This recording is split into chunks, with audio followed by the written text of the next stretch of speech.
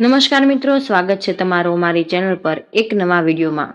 મિત્રો, મંગળવારના દિવસે જો તમે આ જગ્યાએ 11 ઘઉંના દાણા ફેંકી દેશો તો તમારા ઘરમાં સુખ, શાંતિ અને સમૃદ્ધિ હંમેશા જ બની રહેશે। નમસ્કાર મિત્રો, હમણાં જ પોતાની ગઈકાલની શિવ મહાપુરાણની કથામાં મંગળવારે કરવાનો 11 ઘઉંના દાણાનો એક ખાસ ઉપાય જણાવ્યો છે, જે તેમણે અત્યાર સુધી કોઈ કથામાં નથી જણાવ્યું। મિત્રો, પૂજ્ય ગુરુજીએ કહ્યું છે કે જ્યારે પણ તમારી આર્થિક સ્થિતિ ખરાબ હોય, જ્યારે રૂપિયા પૈસા ક્યાંયથી જ ન મળતા હોય, જીવનમાં ચારેય બાજુથી ફક્ત મુશ્કેલીઓ જ આવી ગઈ હોય, તેમાંથી બહાર નીકળવાનો કોઈ જ રસ્તો ન દેખાતો હોય, તો મિત્રો મંગળવારે આ 11 ઘઉંના દાણાનો ઉપાય કરી લેવો જોઈએ। દરેક ઈચ્છા પૂરી થઈ જશે અને બધા જ દોષોથી મુક્તિ મળશે। એટલું ધન આવશે કે સંભાળી પણ નહીં શકાય। માતા લક્ષ્મીજી અને મહાદેવજીના આશીર્વાદથી આખું વર્ષ ધનની વર્ષા થતી રહેશે। મિત્રો, જેમ કે તમે જાણો જ છો કે મંગળવાર આવે છે આપણા હિન્દુ ધર્મમાં તેનું ખૂબ જ મોટું વિશેષ મહત્વ છે કે જ્યારે પણ જો તમારે 11 ઘઉંના દાણાનો ઉપાય અવશ્ય કરવો જોઈએ, કારણ કે આ સાથે જ ગુરુજીએ કહ્યું છે કે જ્યારે તમારે 11 ઘઉંના દાણાનો ઉપાય અવશ્ય કરવો। આ ઉપાય એટલો ખાસ છે કે જો તમે યોગ્ય મુહૂર્તે યોગ્ય રીતે આ ઉપાય કરો છો, જે પ્રાચીન કાળનો મહા ઉપાય છે, તો માની લો મિત્રો, મહાદેવજીના આશીર્વાદથી તમારા જીવનનું કેટલું મોટું દુઃખ એમાંથી તમને મુક્તિ મળી જશે। તમારી કોઈ પણ ઈચ્છા હોય, નોકરીની તૈયારી કરી રહ્યા હતા તો તમારી નોકરી લાગી જશે, તમારો બંધ પડેલો વેપાર ચાલવા લાગશે। અને મિત્રો, જે બીમારીથી તમે ઘણા દિવસોથી પરેશાન હતા એ બીમારીથી તમને મુક્તિ મળશે। તમારા જીવનમાં ધન આવવાનું શરૂ થઈ જશે અને તમારા જીવનમાં ધન આવવાના નવા નવા રસ્તા ખુલશે। અને માની લ્યો મિત્રો, તમારે કોઈ પણ પ્રકારની મુશ્કેલીનો સામનો નહીં કરવો પડે। મંગળવારના દિવસે તમારે આ ઉપાય અવશ્ય જ કરવો, ભલે તમે આખા વર્ષ આ ઉપાય ન કર્યો હોય, પરંતુ જો તમે મંગળવારના દિવસે આ ઉપાય કરી લ્યો તો તમને આ ઉપાયનું એવું ફળ મળશે કે જેની તમે ક્યારેય કલ્પના પણ નહીં કરી હોય। આથી તમારે આ ખાસ ઉપાય એક વખત અવશ્ય જ કરી લેવો, જેથી તમારા હાથમાંથી આ તક ન જાય અમે તમને આ ઉપાયનું ફળ મળે। મિત્રો, આ ઉપાય પંડિતજીએ પોતાની હાલની શિવ મહાપુરાણની કથામાં જણાવ્યો છે। આજે અમે તમને આ ઉપાય ખૂબ સારી રીતે સમજાવવાના છીએ। આ વિડીયો જોયા પછી આ ઉપાય સમજવા માટે તમારે બીજો કોઈ જ વિડીયો જોવાની જરૂર નહીં પડે। તો મિત્રો, આ ઉપાય તમારે કેવી રીતે કરવો, ક્યારે કરવો, ક્યાં કરવો અને ઉપાય કરતી વખતે તમારે કઈ કઈ ભૂલો ન કરવી અને તમારે કઈ બાબતોનું ધ્યાન રાખવું, આ બધી જ માહિતી અમે તમને આ વિડીયોમાં આપીશું। તો ચાલો મિત્રો, ઉપાય શરૂ કરીએ। જો તમે પણ ઈચ્છો કે મહાદેવજીના આશીર્વાદ તમારા પર હંમેશા રહે તો વિડીયોને લાઈક કરો અને ચેનલને સબસ્ક્રાઇબ કરો અને કમેન્ટ બોક્સમાં હર હર મહાદેવ અવશ્ય જ લખો। અને તમારા ફાયદા માટે, ગરીબી દૂર કરવા માટે આ વિડીયોને પૂરો જોઈને જાઓ। જો તમે આજે વિડીયોને વચ્ચેથી જોશો, કાપીને જોશો, તો જીવનમાં તમને ક્યારેય સફળતા નહીં મળે। મંગળવારનો દિવસ એટલો ખાસ છે, એટલો મહત્વનો, એવું જોવામાં આવ્યું છે કે ક્યારેક મોટા મોટા પૂજાપાઠ અનુષ્ઠાનથી જે પણ ઈચ્છાઓ પૂરી નથી થતી, તે આજે મંગળવારે એક નાનકડા ઉપાયથી જ તમારી ઈચ્છાઓ પૂરી થઈ જાય છે। હવે આપણે સમજીએ કે આ ઉપાય આપણે કયા સમયે કરવાનો છે। આ 11 ઘઉંના દાણાનો ઉપાય આપણે આજે મંગળવારે કયા સમયે કરવાનો છે, તો જુઓ, આ ઉપાય કરવાનો સમય સવારનો છે અને સાંજનો પણ છે। હવે જુઓ, અહીં આપણે મુખ્ય રૂપે સવારનો સમય નહીં બોલીએ, કારણ કે મિત્રો મંગળવારનો ખાસ દિવસ છે અને આ દિવસે પ્રદોષકાળના સમયનું મહત્વ ખૂબ જ વધારે હોય છે। બાકી જો સવારના સમયે પણ કરશો તો પણ સારું રહેશે, તેમાં કોઈ પણ મુશ્કેલી નહીં આવે। તો મિત્રો, ચાલો હવે જાણીએ કે આ ખાસ ઉપાય વિશે જાણી લઈએ। પણ તે પહેલા એક પ્રાર્થના, જો તમે પણ આ ચેનલ પર નવા હોય તો મિત્રો આ વિડીયોને લાઈક કરી અને ચેનલને સબસ્ક્રાઇબ જરૂર કરજો અને કમેન્ટ બોક્સમાં જય હનુમાન દાદા જરૂરથી લખી દેજો। તો ચાલો હવે આપણે ઉપાય વિશે વાત કરી લઈએ। જો મંગળવારે, તો મિત્રો આ દિવસે તમારે 11 ઘઉંના દાણાનો ઉપાય અવશ્ય જ કરવો। આ ઉપાય જો તમારા જીવનમાં દેવું ખૂબ જ વધી ગયું હોય, તમારા જીવનમાં સંકટ ખૂબ હોય, તમારા પર ખૂબ મુશ્કેલીઓ આવી રહી હોય, તો વારંવાર તમારા વેપારમાં અને ધંધામાં નુકસાન થઈ રહ્યું હોય, તો મિત્રો તમને દરેક કામમાં નુકસાન થઈ રહ્યું હોય, તો તમારે આ ઉપાય અવશ્ય જ કરવો જોઈએ। આ ઉપાય માટે તમારે 11 ઘઉંના દાણા લેવાના છે। બરાબર 11 દાણા લીધા પછી તમારે ચોખાના દાણાની જરૂર પડશે 11 ચોખાના દાણા અને 11 ઘઉંના દાણા અને ચોખાના દાણા તૂટેલા ન હોવા જોઈએ. હવે તમે કહેશો કે ભાઈ ઘઉં ક્યાંથી લેવાના? જુઓ, કોઈ પણ કરિયાણાની દુકાને ઘઉંના દાણા સરળતાથી મળી જશે. ત્યાં જઈને લઈ લ્યો. બરાબર 11 ઘઉં 11 ચોખાના દાણા લેવાના છે. સાથે સાથે તમારે એક તાંબાનો લોટો અને તે તાંબાના લોટામાં તમારે પાણી ભરવાનું છે. પાણી તમારા ઘરનું હોવું જોઈએ, મંદિરનું નહીં હોય. હવે તમે આ બધી જ સામગ્રી લઈને મહાદેવજીના શિવલિંગ પાસે સાંજના સમયે પ્રદોષકાળમાં જાજો. અને મિત્રો, જુઓ, જ્યારે પણ તમે આ ઉપાય કરો છો તો તમારો ચહેરો ઉત્તર દિશા નોર્થ ડાયરેક્શન તરફ રાખવો જોઈએ. હવે અહીં હું જે કર્મ તમને જણાવવા ચાહું છું તે કર્મને ખૂબ ધ્યાનથી સાંભળો. મહાદેવને જો કોઈ સૌથી પ્રિય છે તો તેમને સૌથી નાની પુત્રી, જેનું નામ છે માતા અશોક સુંદરી. તમારી પાસે જે 11 ચોખાના દાણાને માતા અશોક સુંદરીના સ્થાને તમારે તમારું નામ અને ગોત્ર સમર્પિત કરી દેવાના. બરાબર. અને ચોખાના દાણા રાખ્યા પછી તમારી પાસે જે તાંબાનો લોટો છે તેનું પાણી ક્યાંક ચડાવવાનું નથી. ફક્ત ને ફક્ત માતા પાર્વતીના હસ્તકમળ જે તમને દેખાય ત્યાં ગોળ ગોળ સમર્પિત કરવાનું. તે પાણીને બીજે ક્યાંય નહીં, ન તો માતા અશોક સુંદરીના સ્થાને, ન તો શિવલિંગ પર, ફક્ત અહીં ગોળ ગોળ જલધારી પર તે પાણી સમર્પિત કરવાનું છે. હવે તમારી પાસે 11 ઘઉંના દાણા બચ્યા.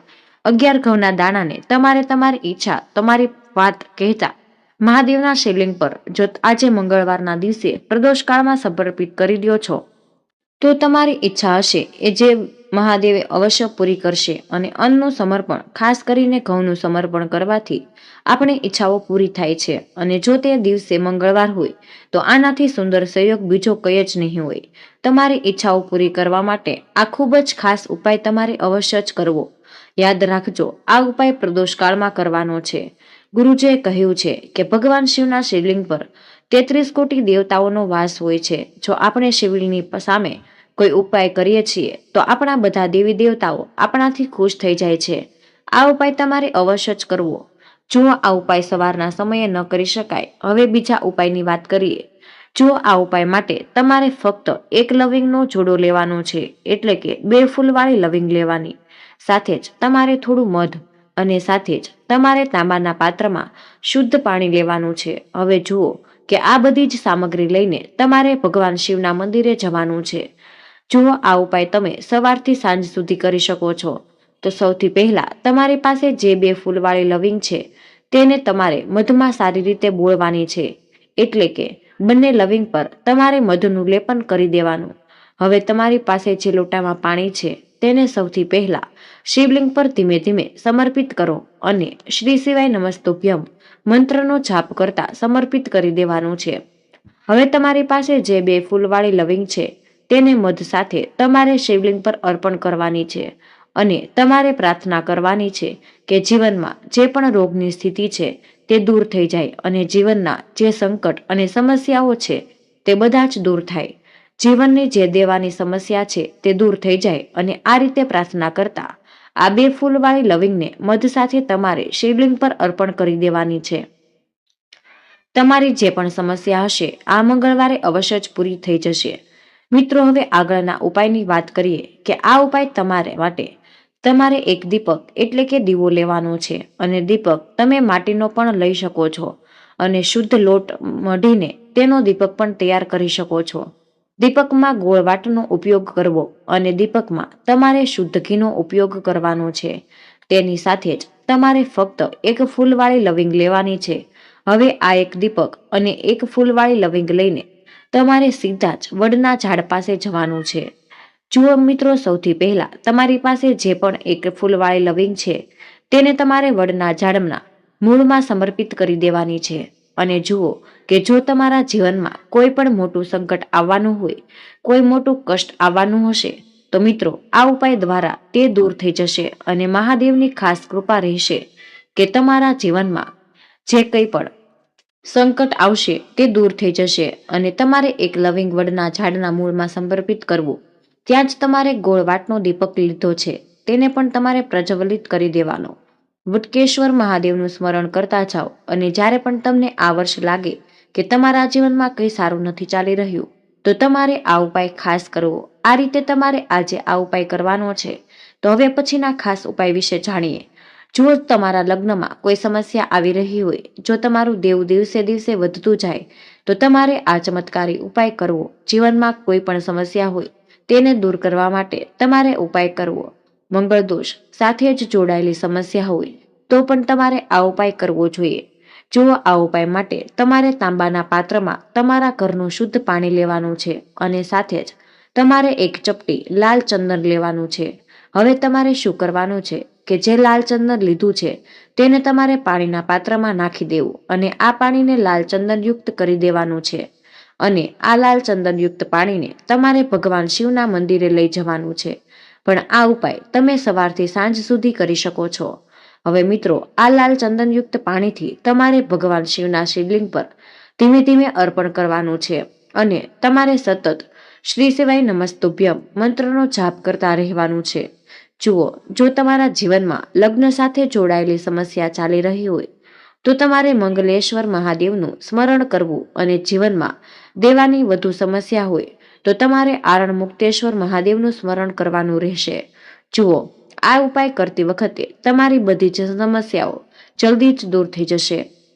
તો મિત્રો, તમે આ ઉપાય સિવાય તમે હનુમાન દાદાને પ્રસન્ન કરવાના વિશેષ ઉપાય પણ આજના આ વિડીયોમાં મંગળવારના દિવસે કરી શકો છો. તો મિત્રો, આપણે એ પણ જાણી લઈએ, એ ઉપાય વિશે પણ જાણીએ. તો મિત્રો, કળિયુગમાં આ એક હનુમાનજી એવા દેવતા છે કે જે પોતાના ભક્તોની મનોકામના છે એ થોડીક જ વારમાં પૂરી કરી દે છે. એની સાથે જ જો મિત્રો તમે હનુમાન દાદાને અનુલક્ષીને અમુક એવા વિશેષ ઉપાય કરો છો તો તમને અવશ્ય જ ઉત્તમ ફળની પ્રાપ્તિ થઈ શકે છે. જો મિત્રો તમે શનિ દોષ અથવા તમારી કુંડળીમાં ગ્રહ દોષ હોય તો મિત્રો તમે મંગળવારના દિવસે અમુક પોતાની બધી જ મુશ્કેલીઓમાંથી મુક્તિ મેળવી શકો છો. તો મિત્રો, આજે મંગળવારના દિવસે હનુમાન દાદાની એવી કઈ વસ્તુ ચડાવવી જોઈએ કે જેનાથી તમારા જીવનમાં જે પણ કષ્ટ અને મુશ્કેલી છે એનાથી તમે મુક્તિ મેળવી શકો છો અને નવા વર્ષને સુખમય બનાવી શકો છો. તો મિત્રો, મંગળવારના દિવસે શનિદેવ તથા હનુમાન દાદાને એક સાથે પ્રસન્ન કરવા માટે આજના દિવસે હનુમાન દાદાને લાલ રંગના વસ્ત્રો અને સિંદૂર, ચમેલીનું તેલ અને લાલ રંગના ફૂલ અર્પણ કરવા જોઈએ. તેમજ મિત્રો, આજે એટલે કે મંગળવારના દિવસે શ્રી હનુમાન ચાલીસાનો પાઠ કરવાથી વિશેષ લાભની પ્રાપ્તિ થાય છે. મિત્રો, આ ઉપાયથી તમારા જીવનની બધી જ બાધાઓ દૂર થઈ જાય છે અને મિત્રો તમને ધનને સંબંધિત જે પણ સમસ્યા છે એમાં પણ તમને રાહત મળશે. મિત્રો, મંગળવારના દિવસે પીપળાના વૃક્ષની પૂજા કરવાનું પણ બહુ જ શુભ માનવામાં આવે છે. આથી જ મિત્રો, આજના દિવસે પીપળાના વૃક્ષની પૂજા કરવાથી બધા જ પ્રકારના દોષો દૂર થઈ જાય છે.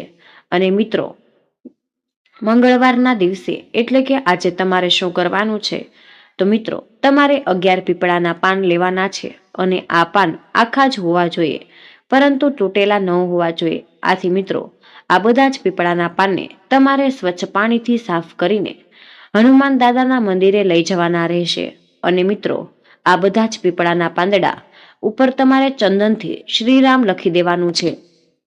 આ પીપળાના પાનની માળા બનાવીને હનુમાનજીને અર્પણ કરવી. તેમજ મિત્રો, આજના દિવસે સરસવના તેલનો દીવો સૂર્યાસ્ત પછી હનુમાન દાદાના મંદિરે પ્રગટાવવાનો છે. અને મિત્રો, જો આ દીવો માટેનો હોય તો બહુ જ શુભ માનવામાં આવે છે. તેની સાથે જ મિત્રો, દીવો કયા પછી તમારે હનુમાન ચાલીસા, બજરંગ બાણ તેમજ સુંદરકાંડનો પાઠ કરવો જોઈએ. મિત્રો, આ ઉપાયને કરવાથી મિત્રો તમારા જીવનની બધી જ મુશ્કેલીઓ દૂર થઈ જશે અને તમને શનિદેવ તથા હનુમાન દાદા બંનેની જ કૃપા એક સાથે પ્રાપ્ત થશે અને તમારા જીવનમાં ખુશીઓ જ આવવા લાગશે. તેમજ મિત્રો, આ ઉપાય કરવાથી તમારા જીવનની બધી જ સમસ્યાઓ દૂર થઈ શકે છે.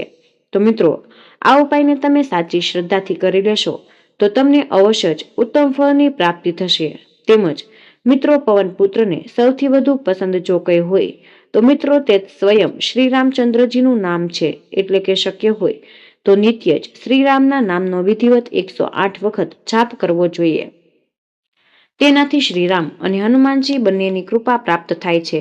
તેમજ મિત્રો, હનુમાનજીની કૃપાને પ્રાપ્ત કરવાની સૌથી સરળ વિધિ એટલે કે હનુમાન ચાલીસા. ઘણા ભક્તો હનુમાનજીને પ્રસન્ન કરવા માટે નિત્ય હનુમાન ચાલીસાનું પઠન કરતા જ હોય છે. પણ મહત્વની બાબત એ છે કે આ પઠન નિત્ય એક જ સ્થાન પર બેસીને જ કરવું જોઈએ. તેમજ મિત્રો મંગળવાર એટલે કે આ દિવસે હનુમાનજીની પ્રતિમા સામે 3 વાટનો દીવો પ્રગટાવવાનો ખૂબ જ મહિમા છે. એવું કહેવાય છે કે ચમેલીના તેલનો 3 વાટનો દીવો પ્રગટાવવાથી પવનસુત વિશેષ પ્રસન્ન થાય છે. મિત્રો તમામ આસ્થા સાથે હનુમાનજીનું શરણ લેતા જ હોય, પણ મંગળવારની હનુમાન પૂજા વિશેષ ફળદાયી મનાય છે. તો મિત્રો કહેવાય છે કે આજના દિવસે વ્રત રાખીને હનુમાનજીની પૂજા કરવાથી મોટામાં મોટા સંકટ પણ ટળી જાય છે અને તમારું નવું વર્ષ સુખ અને સમૃદ્ધિ લાવે છે. તેમજ મિત્રો મંગળવારના દિવસે એટલે કે આજે હનુમાનજીને પાનનું બીડું અર્પણ કરવું કોઈ પણ મહત્વપૂર્ણ છે. જોખમકાર કરવાની જરૂર નથી. જો તમારી પર મોટી જવાબદારી હોય અને જો તમારા જીવનમાં કોઈ મોટું સંકટ હોય કે કોઈ એવું કાર્ય કરવું તમારી શક્તિ બહારની વાત હોય, તો તમે તે જવાબદારી હનુમાનજીને સોંપી દેજો. તો મિત્રો તેના માટે આજના દિવસે મંદિરમાં પૂજાપાઠ કર્યા પછી હનુમાનજીને પાનનું બીડું અર્પણ કરજો અને આવી પડેલા સંકટમાંથી ઉગારી લેવાની પ્રાર્થના કરજો. એવી માન્યતા અનુસાર હનુમાનજી ચોક્કસથી આ બીડું ઉઠાવી લેશે, એટલે કે તમને સમસ્યામાંથી મુક્ત